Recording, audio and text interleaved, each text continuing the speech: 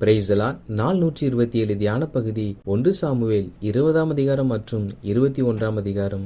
20ஆம் அதிகாரத்தை வாசிப்போமானால், அதில் தாவீது யோனத்தானுக்கு முன்பாக சென்று, உன் தகப்பன் என் பிராணனை வாங்க தேடுகிறாரே, நான் செய்தது என்ன, என் அக்கிரமம் என்ன என்பதாக கேட்கிறான். அப்பொழுது யோனத்தான், அப்படி ஒரு காலம் வராது, நீர் சாவதில்லை. இதோ எனக்கு அறிவிக்காமல் என் தகப்பன் பெரிய காரியமானாலும் சிறிய காரியமானாலும் ஒன்றும் செய்கிறதில்லை.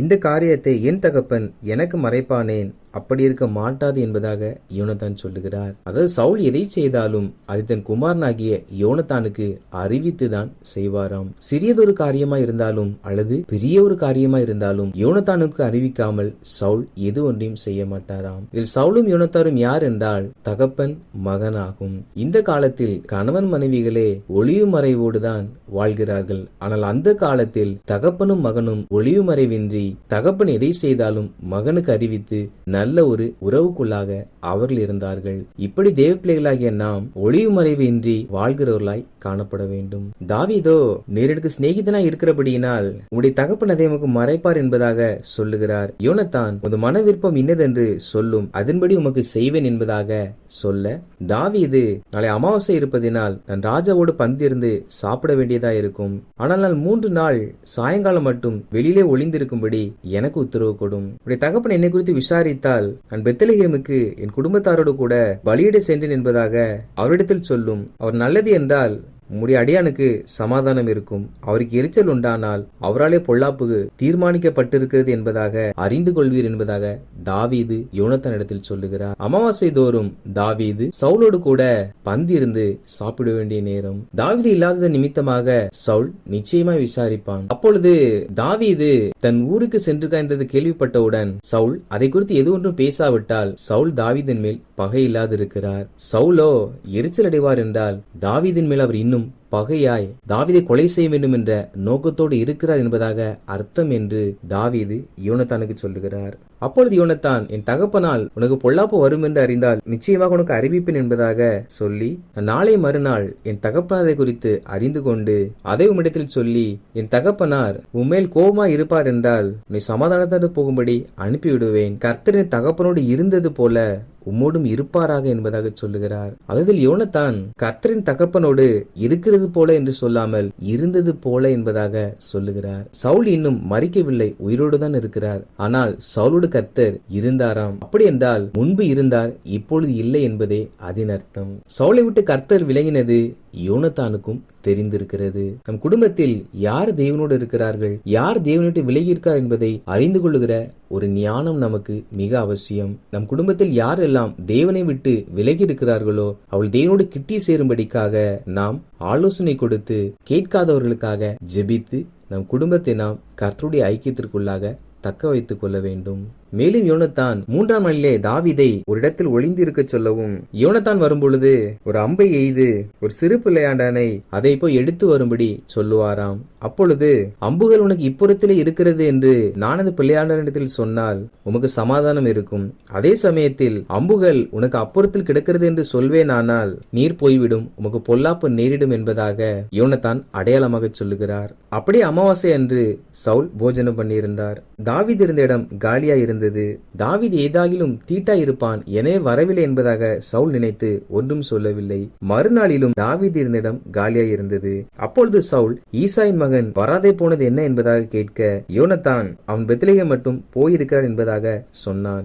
அப்பொழுது சவுல் யோனத்தான் மேல் கோபம் உண்டவனாகி, இரண்டகமும் மாறுபாடும் உள்ளவனின் மகனே, ஈசாயின் மகன் பூமியின் மேல் உயிரோடு இருக்கும் நாள் வரையும் நீயானாலும் உன் ராஜ்யபாரமானாலும் நிலைப்படுவதில்லை. இப்பொழுதே அவனை அழைப்பித்து என்னிடத்தில் கொண்டு வா, அவன் சாக வேண்டும் என்பதாக சொன்னார். அதாவது சவுல் தாவீதின் மேல் கோபமாக தான் இருக்கிறார். ஆனால் சவுல் ஒரு வார்த்தையை சொல்லுகிறார், தாவீது உயிரோடு இருப்பார் என்றால் யோனத்தானும் யோனத்தானுடைய ராஜ்யமும் நிலைப்படாதாம். அதாவது சவுலுக்கு பிற்பாடு யோனத்தான் தான் ராஜாவாக வேண்டும். ஆனால் கர்த்தர் ராஜ்யபாரத்தை தாவீதின் கைவசம் ஒப்பு கொடுத்து விட்டார். எனவே சவுல், நீ தாவீதை அழைத்து வா, அவன் மரிப்பானால் தான் நீ ராஜாவாக முடியும் என்பதாக பதவி ஆசை குறித்து சொல்லுகிறார்.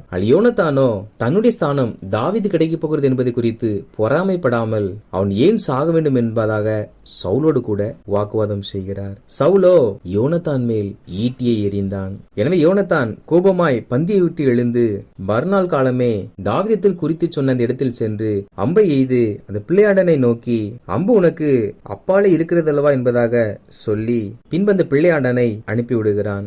அப்பொழுது தாவீது சவுல் இன்னும் கோபத்தில் இருக்கார் என்பதை அறிந்து கொண்டு அந்த பிள்ளையாண்டன் போன பிற்பாடு ஒருவரை ஒருவர் சந்திக்கிறார்கள். அப்பொழுது ஒருவரை ஒருவர் கட்டி தழுவி அழுது முத்தம் செய்து பின்பதாக தாவீது புறப்பட்டு போகிறார். யோனத்தானும் பட்டணத்திற்கு போய்விடுகிறான். 21ஆம் அதிகாரத்தின் வாசிப்போமானால் அதில் தாவீது நோபில் இருக்கிற ஆசாரியனாகிய அகிமெலேக்கினிடத்தில் போனான். அவனோ நடுக்கத்தோடு தாவீதுக்கு எதிர்கொண்டு போய் ஒருவரும் மோடு வராதிருக்க நீர் ஒன்றே வருகிறது என்ன என்பதாக விசாரித்து கேட்டார். அகிமெலேக் ஒரு ஆசாரியன். தாவீது தனியே வந்தவுடன் ஏன் தனியே வந்தீர் என்பதாக கேட்கிறார். இந்த நாட்களிலும் அநேக நேரத்தில் சபை மேய்ப்பர்கள் கேட்கிற கேள்வி இதுதான், நீங்கள் மாத்திரம் தனியே வந்திருக்கிறீர்கள், ஏன் குடும்பத்தில் உள்ள நபர்கள் வரவில்லை என்பதாக கேட்பார்கள். அப்படியென்றால் சபைக்கு நாம் குடும்பமாய் செல்ல வேண்டியது அவசியமாகும். இங்கே தாவீதிடத்தில் கேட்கப்பட்ட பொழுது தாவீது, ராஜாவோ எனக்கு ஒரு காரியத்தை கட்டளையிட்டு நான் அனுப்புகிற காரியம் இன்னதென்று ஒருவரும் அறியாதிருக்க வேண்டும் என்பதாக சொல்லி அனுப்பினார் என்பதாக சொல்லுகிறார். எப்படி தாவீது இல்லாத ஒரு காரியத்தை சொல்லுகிறாரோ அதே போலதான் இந்த அநேக தேவ பிள்ளைகள் குடும்பத்தில்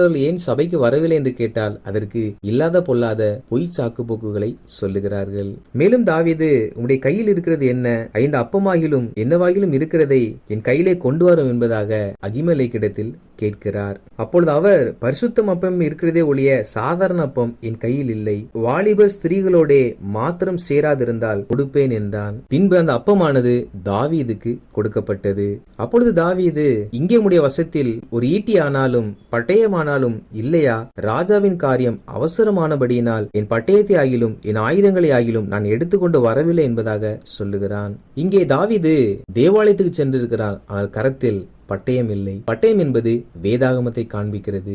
தேவ பிள்ளைகளாகிய நாம் தேவ சந்நிதிக்கு செல்லும் பொழுது வேதாகமத்தை கரத்தில் கொண்டு செல்லுகிறவர்களாய் காணப்பட வேண்டும். வேதாகம் நம்முடைய கரத்தில் இல்லாவிட்டால் நாம் தேவ சமூகத்தில் சென்று தேவனுடைய வார்த்தைகளை எப்படி வாசிக்க முடியும்? தாவீதோ பட்டயம் இல்லாதவனாய் சென்றான். அப்பொழுது ஆசாரியன், தாவீது கோலியாத்தை கொன்று அந்த பட்டயத்தை தன் இல்லத்தில் எடுத்து வைத்தான். அவைகளோ இங்கே ஏபோத்துக்கு பின்னாக ஒரு புடவையிலே சுருட்டி வைக்கப்பட்டிருந்தது. அதை தாவீதுக்கு காண்பித்து, இது மாத்திரம்தான் இருக்கிறது, இதை எடுத்துக்கொண்டு போக மனதானால் எடுத்துக்கொண்டு போம் என்பதாக சொன்னான். அப்பொழுது தாவீது அதை எடுத்துக்கொண்டு சவுலுக்கு தப்பி காத்தின் ராஜாவாகிய ஆகீசிடத்தில் போனான். ஆகீசின் ஊழியக்காரர்களோ தாவீதை பார்த்து, தேசத்து ராஜாவாகிய தாவீது இவன் அல்லவா?